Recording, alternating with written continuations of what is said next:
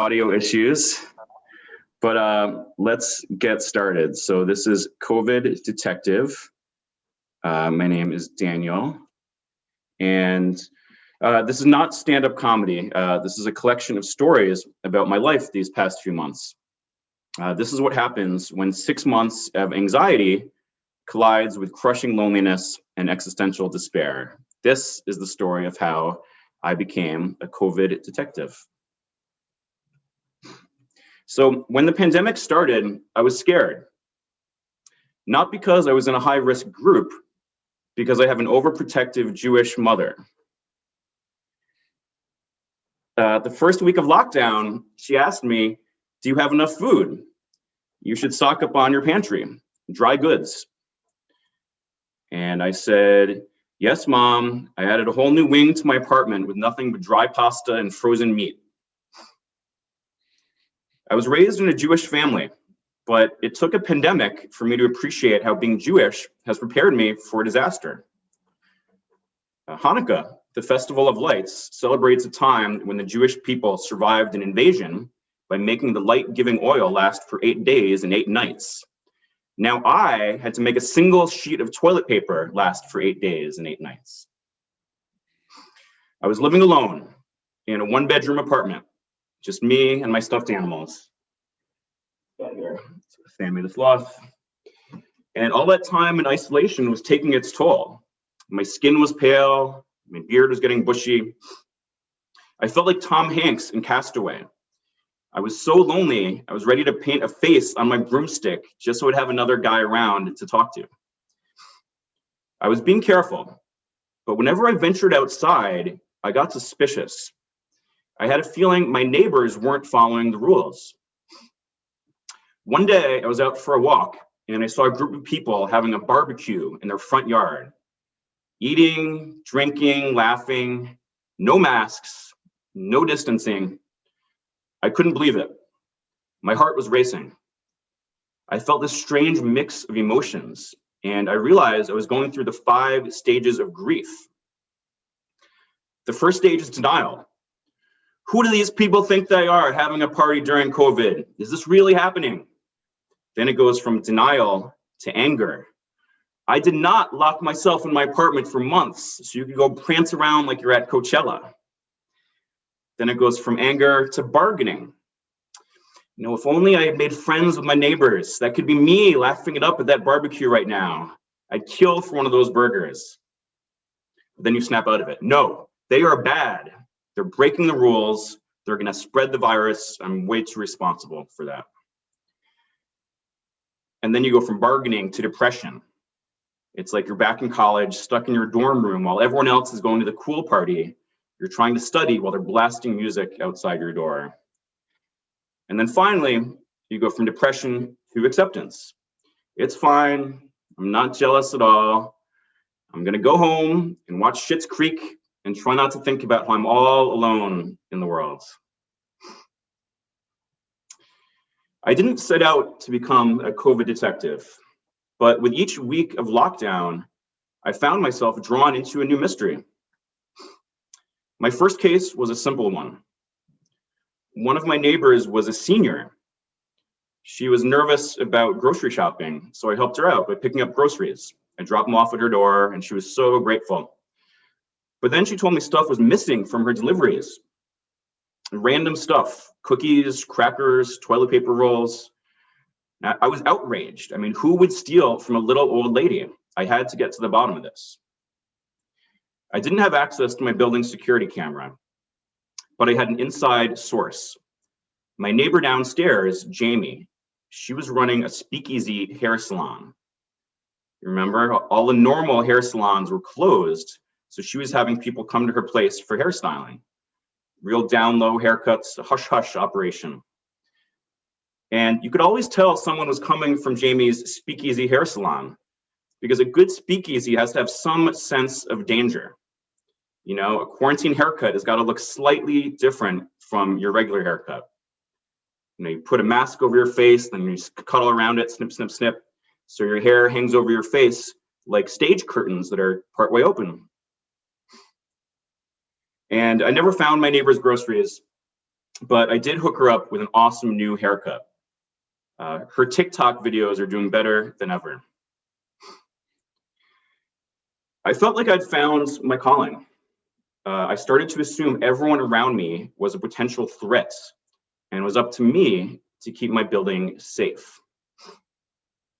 One night, I was coming home and I saw a delivery guy waiting outside the door. He was holding a little black bag.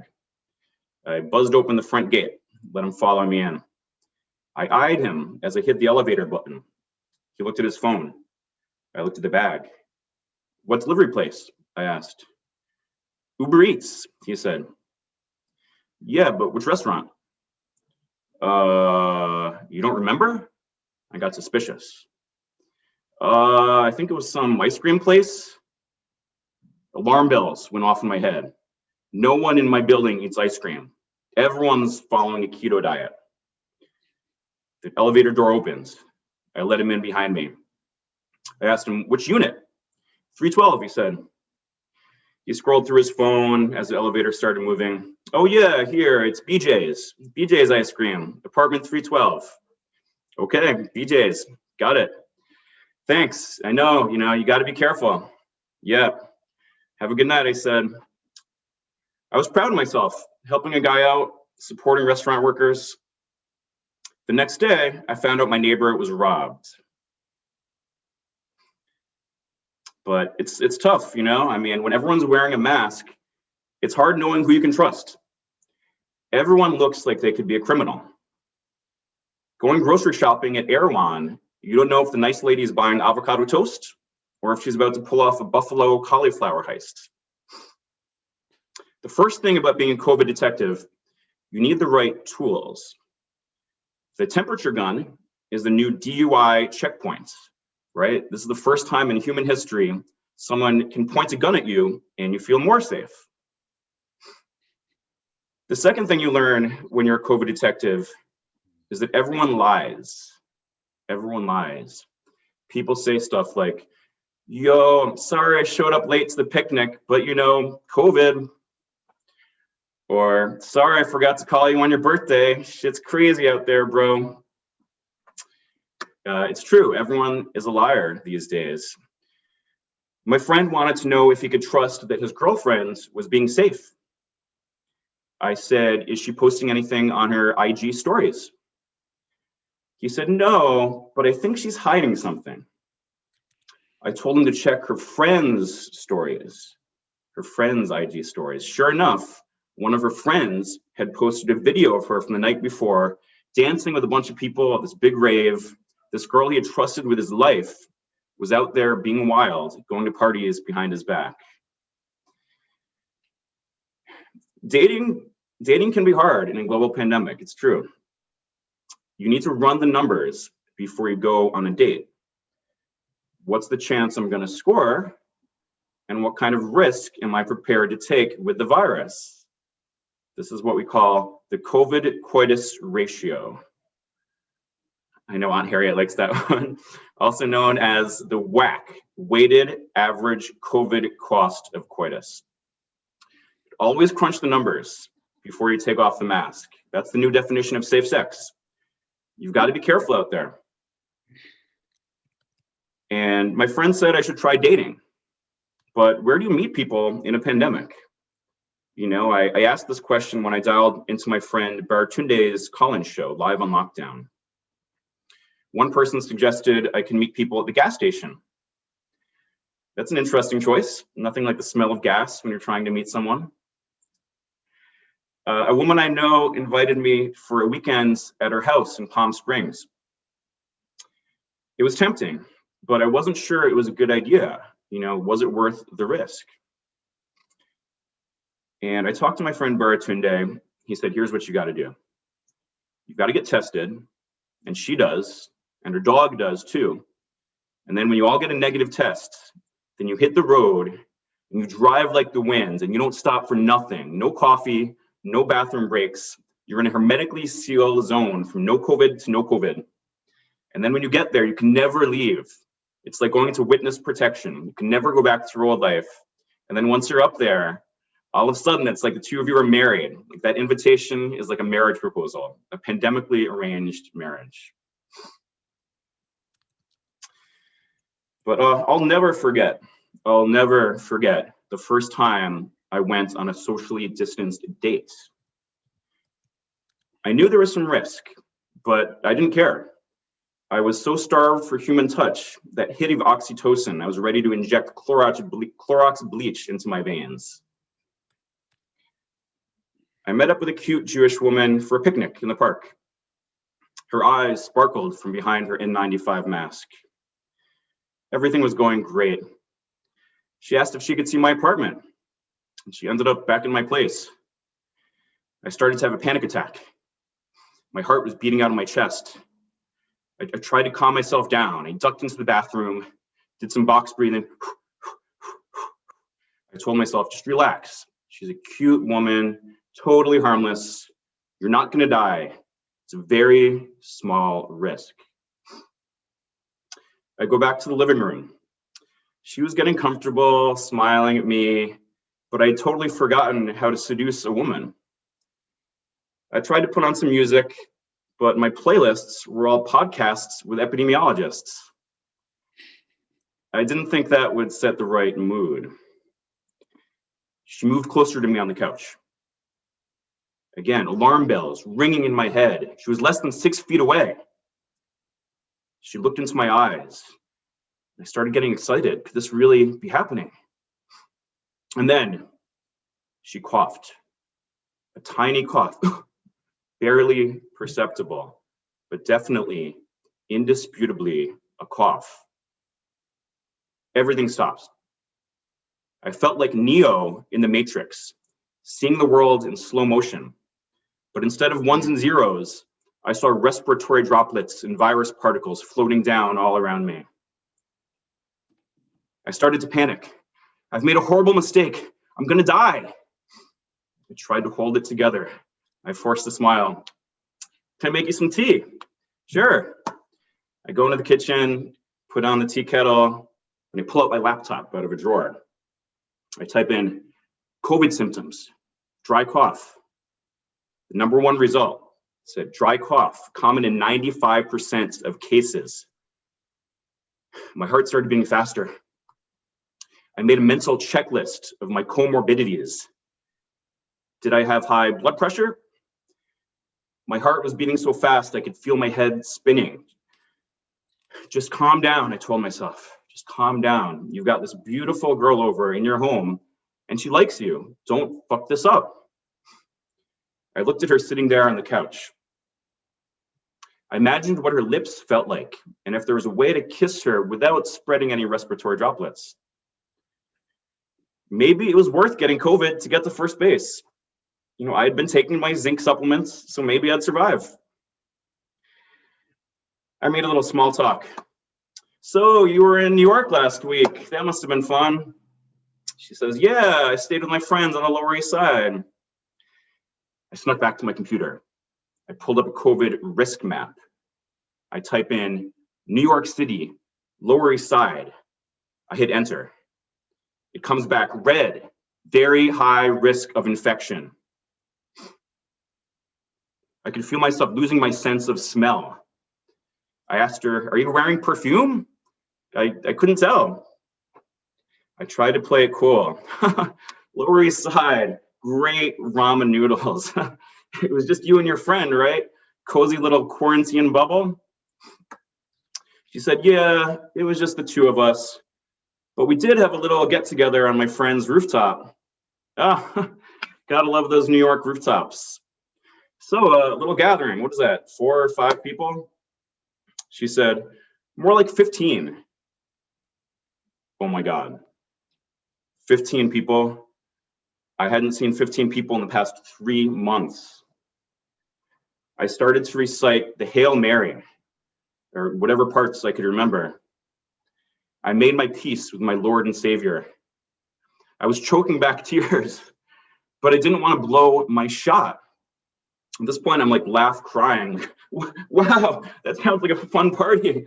15 people, but you were outdoors, and I'm sure you had masks on the whole time, right? Yeah, except to the end when we all started singing karaoke. Karaoke, so fun. Oh my God. I could hear her breathing in slow motion, expelling virus particles all over my apartment. I could feel them entering my nasal membranes and invading the cells in my body. I could feel death approaching. The Grim Reaper was coming for me. She put her hands on my lap, and I couldn't believe it when I heard myself say, "Wow, look at the time. Why don't I walk you to your car?" Yeah, that was the closest I came to kissing anyone in 2020. I'm still cuddling with my stuffed animals at night. I never found out if love really can blossom from 6 feet away. But that's the story of how I became a COVID detective. The ends. My headphones in so I can hear you guys.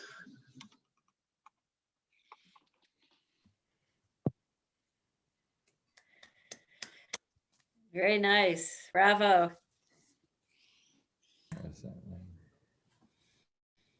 Loved it, Daniel. Very nice. Yeah. Daniel. Good work. Comments, questions? Are these all true stories? Creative nonfiction. All of them are true except the one about having a Jewish mother. Yeah, that was the only part I had to make up. But, yeah, well, thanks for coming. Good job, Daniel. Thank you. Thanks for joining. Yeah, that was great. Yeah, you have a talent here, young man. Thank you. I I owed all to Stephanie, my comedy coach. Oh, okay. Helping I hope us you last do. week. I hope you do it again. Yeah. I really enjoyed it. Yeah, Yeah. I will. Yeah, Make this it a is regular fun. series. We'll get Do my you own have other show. topics in the work? Yeah, I've got a few. I've got. Dan, Mhm. I was thinking as I was watching you, thinking of Colbert, and when he first switched from having an audience to not having an audience, it probably took him, a couple weeks to get used to it. And I could see the same when you don't have a reaction that in the room that you can see. It's you're, timing your punchlines and all that gets more difficult. But you did a good job, and I'm sure if you got to do it every night, you'd do an even better job. Yeah, thanks. It's delivery, not easy. Never took acting classes, but it's fun. It's a fun thing to work on. It's good to have 3 or 4 designated laughers who are not muted, who Yeah, no, who my can laugh friends. at your Yeah, joke. my friends who do professional Zoom comedy shows, they tell everybody to leave their mics unmuted so that you can hear the laughter, but to turn the volume down a little bit. And I'm not quite that advanced. I don't have my audio settings working that well, but I think that's a good way to do it. Or what I did in the early comedy shows in the pandemic is I had a little soundboard laugh track where I'd kind of pipe in laughs, and those would end up getting more jokes than my actual material in many cases. So that can work as well. But stuff to work on for next time. Would you care to share any topics that you're working on, or it's a surprise? Yeah, well, some of my first few shows are on my YouTube channel. Top 10 tips for surviving a pandemic, top 10 hottest new jobs in a pandemic, dating tips for a pandemic, and I've got some new material all about being Jewish American and what it's like to date in New York City as a Jewish American guy. Something Okay. So if we just do Daniel Zoller YouTube, we'll find the earlier ones. Yeah, it's from almost a year ago, March 20th. That was when I did my Okay. first quarantine comedy show. Got 25 people to come before everyone had Zoom fatigue. And yeah, I still go back and rewatch it and see people's reactions. And back when social distancing was a new thing, and it's fun stuff. It's been a good coping mechanism for me these past few months. Okay. Sounds good. Maybe we should collaborate on a mother-son comedy routine. I can be the straight man, straight woman. Great idea, Ro. Yeah. Well, will you That's be a the great mother or idea. the son? That's what I've always wanted. My dream comedy duo, my comedy partner. Schnitzel too. Well, actually, Stephen Colbert has one of his writers, right, with a mother who comes on periodically. Yeah, She's funnier than all of them. right. I think there's a future in this, Rhoda. That's what he's afraid of. He's afraid I'll steal the show. With your mother, give me a Mom. call. That's my thunder. Mom, Josh just said that you could have your own comedy show. He's right. He's So right. you should have your kids write the pilot. The Grandma Chronicle. He said she wouldn't even be trying to be funny. She just would be. Daniel, is there any copy in the farmer's market? Yeah, I'm developing a farmer's market gangster. It's on the inside. There's nothing less gangster than the farmer's market. So There's an echo. Does somebody have two big phones? There's an echo. yeah, okay, No? that's a little better. So yeah, that's my only farmer's market bit so far. Riding dirty on the farmer's market, but stay tuned. Coming soon. Okay, thank for you. inviting us. Thank Yeah, you for thanks for inviting coming. us. Thank you It was a lot of very fun. much, It's the first time Daniel. I've performed this for people, so thank you for being my guinea pigs. It was a lot of fun. It was great. Wow. Love you And, all. we look forward Okay, to the mwah. next one. Yeah, for sure. Good to see All right, everybody. bye. Okay. See everybody. Bye-bye. Go on. Good job. Bye.